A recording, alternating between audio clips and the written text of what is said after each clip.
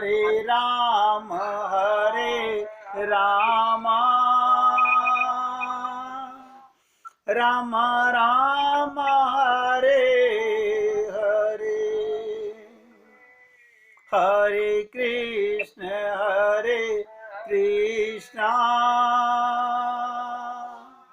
कृष्ण कृष्ण हरे हरे, हरे राम राम राम राम हरे हरे, हरे कृष्ण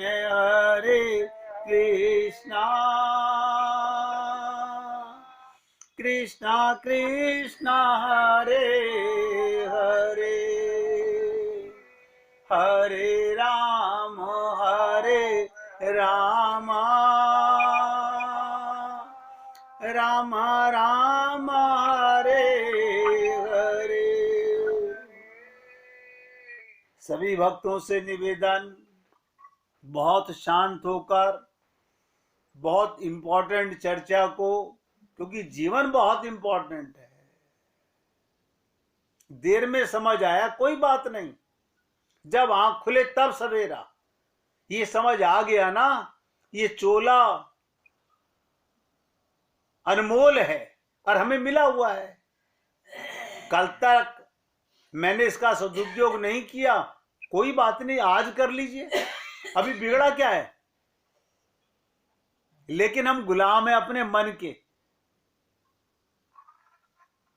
ये गुलामी नौकर की धिक्कार है। काश हमारा मन हमारे बस में होता। ये बिगड़ा था नहीं, बिगाड़ा गया है। संसार में हम व्यवहार करते हैं, लोग बड़े खुश होते हैं।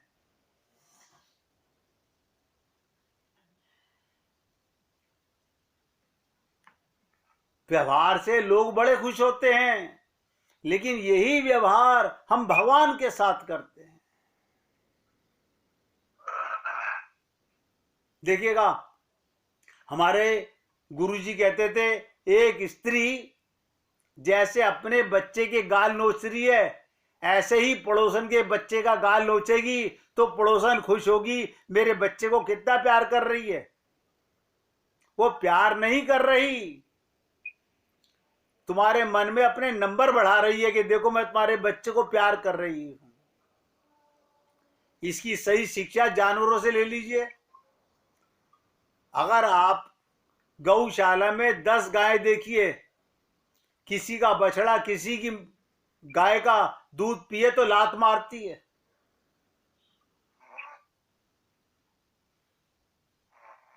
उसको भी ये पहचान है। यही हमारा हितैषी, हमारा प्रीतम, जिसके लिए शरीर मिला, हम नहीं पहचानते। अभी तक भी हम लोग इतना सब जानने के बावजूद भी अपने को शरीर मानते हैं, बस शरीर ही मानते हैं।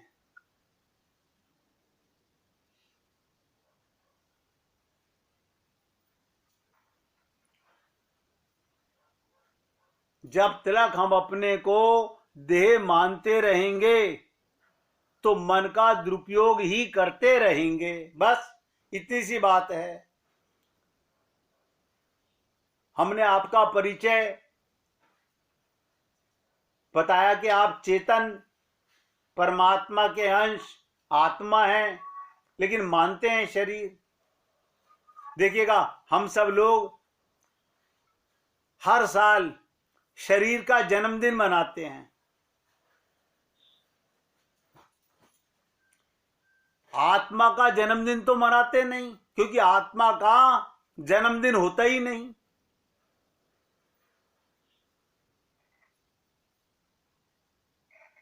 तो क्या सोच के मनाते हो?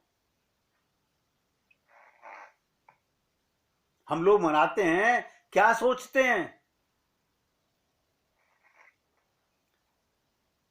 हमारी इतनी आयु हो गई, हमें और खुश होना चाहिए या विचार करना चाहिए इतना समय निकल चुका, मैंने अपने लक्ष्य को पाया कि नहीं पाया, मैं आगे बढ़ा कि नहीं बढ़ा।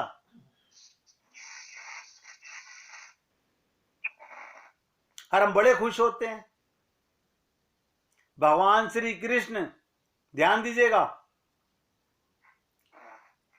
अर्जुन से कह रहे हैं तेरे भी अनंत जन्म हो चुके और मेरे भी अनंत जन्म हो चुके।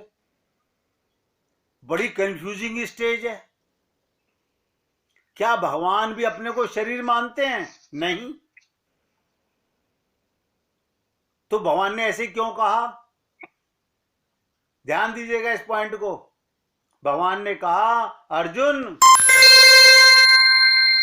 जन्म का मतलब होता है प्राकट्य, कि तेरा भी अनंत बार इस शरीर में प्राकट्य हो चुका और मैं भी, मेरा भी प्राकट्य हो चुका। मैं जानता हूं, तू नहीं जानता। हम अवतरित होते हैं, जैसे परमात्मा का अवतार होता है ऐसे ही आत्मा का अवतार होता है। अंतर क्या है?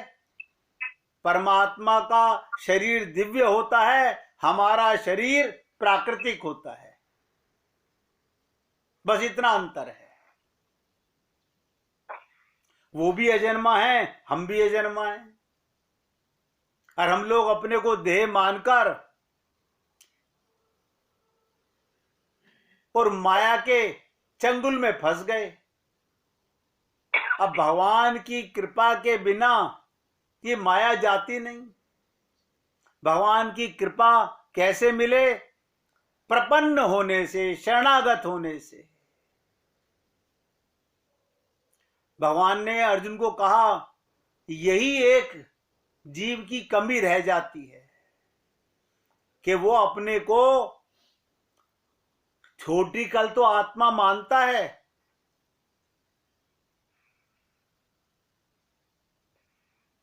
वो अवतार लेकर आया है किसी विशेष कार्य के लिए। आप और हम इस शरीर में आए क्या करने के लिए? सीतारामाचार्य जी ने बड़ी सरलता से समझा दिया कि कोई ज्ञानी होंगे, समझदार होंगे, ध्यान दो, जो शरणागत होंगे, जो प्रपन्न होंगे, वो तो समझ लेंगे। और जो खाली रट्टू तोता है वो छंद रट लेंगे, समझेंगे समझाएंगे कुछ नहीं। सीतारामाचार्य जी ने कहा था इस देह में हरि मिलत है, हमें देखो पूरा छंद याद है।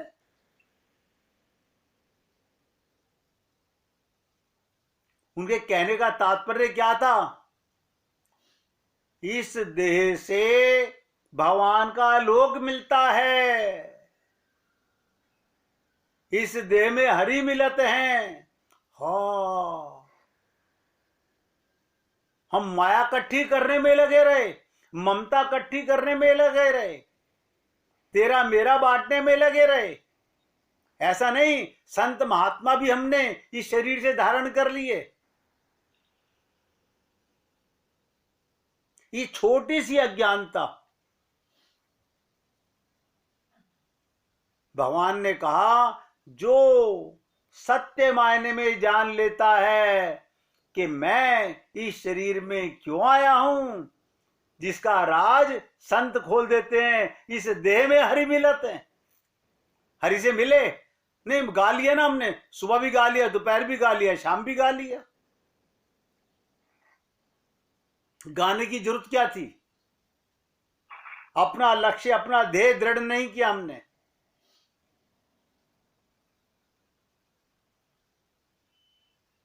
भगवान ने कहा उसी का परम पद होता है। नोट करो, गीता में भगवान श्री कृष्ण अर्जुन से कह रहे हैं जो आने का कारण समझता है वो जाने की अहमियत समझता है। सब वैकुंठ लोग चाहते हैं, सब परम पद चाहते हैं, मिलता किसको है? जिसको यही नहीं पता चला कि मेरे शरीर की इंपॉर्टेंस क्या है, इस शरीर में आने का ये देव दुर्लभ मानव चोला हमको क्यों मिला। हम गुरु की बातों को क्या समझेंगे? भगवान की बातों को नहीं समझ सके। आज जो मैंने आपके सामने ये गीता की बात बताई कि भगवान ने कहा तू भी अजन्मा मैं भी अजन्मा। जन्म तो उसका होता है जिसकी मृत्यु होती है। जन्म उसका होता है जिसकी मृत्यु होती है। तू भी अजन्मा मैं भी अजन्मा।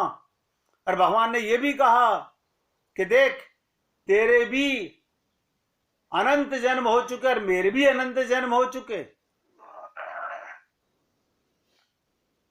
मैं भी अवतरित हुआ तू भी अवतरित हुआ। मुझे याद है तुझे भूल गया। हम गुरु की बातें प्रपन्न नहीं होते, शरणागत नहीं होते, इसलिए समझ नहीं पाते।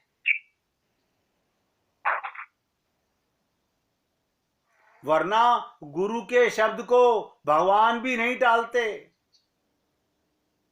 वृंदावन में एक संत के पास कुछ शिष्य रहते थे। उनमें से एक शिष्य बहुत मंद बुद्धि था। एक बार गुरुदेव ने सभी शिष्यों को अपने करीब बुलाया और 1 मास के लिए, मैं पहले भी सुना चुका हूं, ब्रज से अलग अलग स्थान पर रहने की आज्ञा दी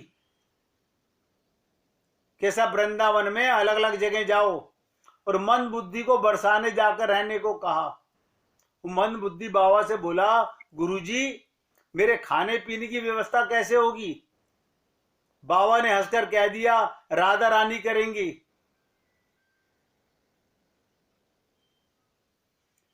ध्यान दीजिएगा। लेकिन उसको अपने मंद बुद्धि था ना, उसने बुद्धि नहीं लगाई, जो गुरु ने कहा विश्वास किया। हम लोग बुद्धि लगाते हैं क्योंकि हमारे पास बुद्धि है। हम प्रपन्न नहीं है, हम शरणागत नहीं है। ये अंतर है। 1 मास के बाद सब लौटकर आ गए। वो मंद बुद्धि बाबा नहीं आया। अब बाबा को चिंता हुई कि देखो सही वो कहां गया। बाबा ने देखा एक सुंदर कुटिया के बाहर एक सुंदर बालक बहुत सुंदर भजन कर रहा है। बाबा ने सोचा क्यों ना इन्हीं से पूछ लिया जाए। बाबा जैसे ही उसके करीब गए, उठकर बाबा के चरणों में गिर पड़ा। बोला, आप आ गए गुरुजी? बाबा ने पूछा, ये सब कैसे? शिष्य बोला, बाबा आपने तो कहा था कि राधा रानी मेरा ध्यान करेंगी। वो कर रही है मेरा ध्यान। बाबा अपने शिष्य पर बरसती किशोरी की कृपा को देख खूब प्रसन्न हुए और मन ही मन सोचने लगे कि मेरे कारण मेरी किशोरी जी को इतना कष्ट उठाना पड़ा। मैंने कहा ना, गुरु की बात को गिरधर भी नहीं टालता। लेकिन हमारे मन में अपनी आइडेंटिफिकेशन की अभी कीमत का अंदाजा नहीं है। अभी हम लोग सही मायने में अपने आप को समझ ही नहीं पा रहे हैं। मैंने अनंत बार आप लोगों से निवेदन किया, भगवान को नहीं पाना है। भगवान मिले हुए हैं। पहले स्वयं को जानना है कि मैं कौन हूं। यहीं पर गलती हम सबकी है।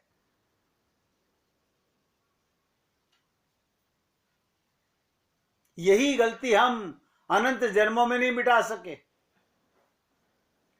जिससे पूछो वो ये कहेगा, हाँ हम भगवान की शरणागति में हैं, हम गुरु जी की शरणागति में हैं।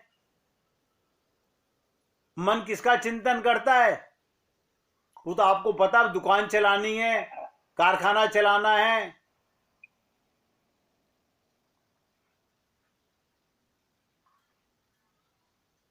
भक्ति में बहुत बड़ी ताकत है।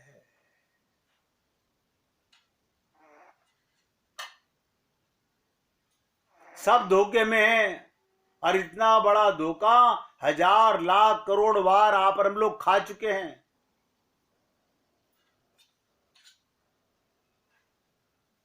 कल भी मैंने आपको चलते समय कथा के माध्यम से सुनाया था कि राजा की दासी जीमंती बस मैं जो है ये अहंकार व्यक्ति का, जहां मैं नहीं वहां भगवान है।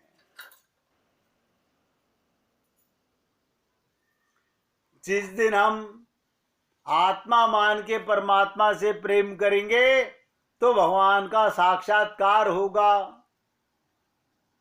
भक्ति में कितनी शक्ति है सुनिएगा। एक औरत रोटी बनाते हुए ओम नमः भगवते वासुदेवाय नमः, ओम नमो भगवते वासुदेवाय नमः, इसका जाप करती। अलग से पूजा का समय कहां से निकाल पाती बेचारी। काम करते करते ध्यान कर लेती भगवान का। तभी एकाएक धड़ाम से जोरों की आवाज हुई और साथ में दर्दनाक चीख भी निकली। कलेजा धक से रह गया। जब आंगन में दौड़कर झांकी तो 8 साल का बच्चा, ध्यान दीजिएगा, बेहोश चित पड़ा हुआ है, खून से लथपथ। मन हुआ धाड़ मार के रोए, परंतु घर में उसके अलावा कोई नहीं था। रोकर भी किसे बुलाती। दौड़कर नीचे गई, जाकर देखा बेहोशी में बच्चा मां मां की रटन लगाए हुए। अंदर की ममता आंखों से निकलकर अपनी मौजूदगी का एहसास करवाया।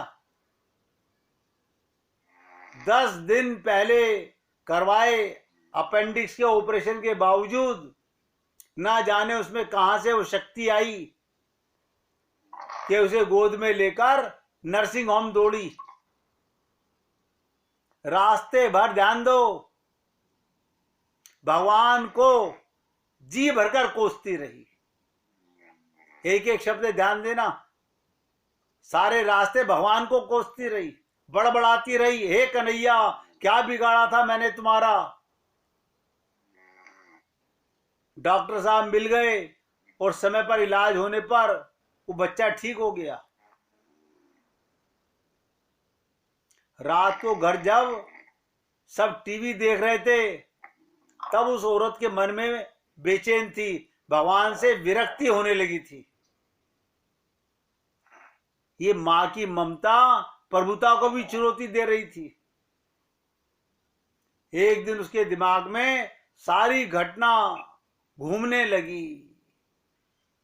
कैसे आंगन में गिरा, एकाएक उसकी आत्मा शेर उठी। कल ही तो पुराने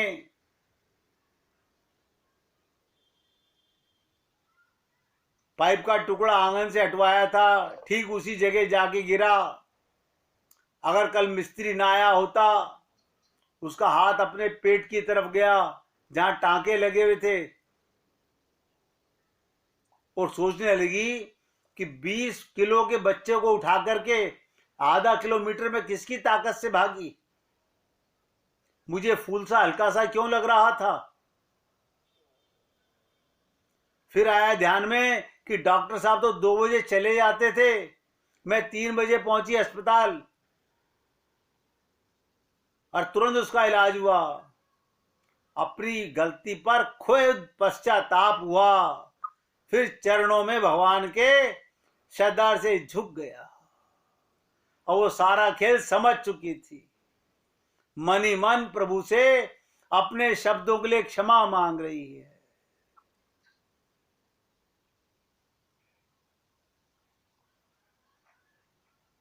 तभी टीवी के ऊपर, ध्यान दीजिएगा, तभी टीवी के ऊपर किसी का प्रवचन आ रहा था।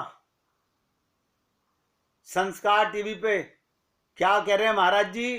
प्रभु कहते हैं मैं तुम्हारे आने वाले संकट रोक नहीं सकता, लेकिन तुम्हें इतनी शक्ति दे सकता हूं कि तुम आसानी से उन्हें पार कर सको। तुम्हारी राह आसान कर सकता हूं, बस धर्म के मार्ग पर चलते रहो। उस स्त्री ने तुरंत मंदिर में जाके अपने कन्हैया को उठाया और सीने से लगा लिया कि लाला मैं तेरी लीला को नहीं जान सकती, भगवान जताते नहीं हैं। आप और हम लोग समझ नहीं पाते, हम अपने आप को नहीं समझ पाते, भूल जाते हैं, इधर सुनते हैं उधर भूल जाते हैं। इसलिए मैं तो आप भक्तों से निवेदन करता हूं, धन्य सोही जो निज स्वार्थ पहचाने। उसी का जीवन धन्य है जो अपने स्वार्थ को पहचान ले। तोता रटन से कुछ नहीं होगा। फिर भगवान का कीर्तन कीजिए, फिर आगे चलते हैं। श्री कृष्ण गोविंद हरे मुरारी,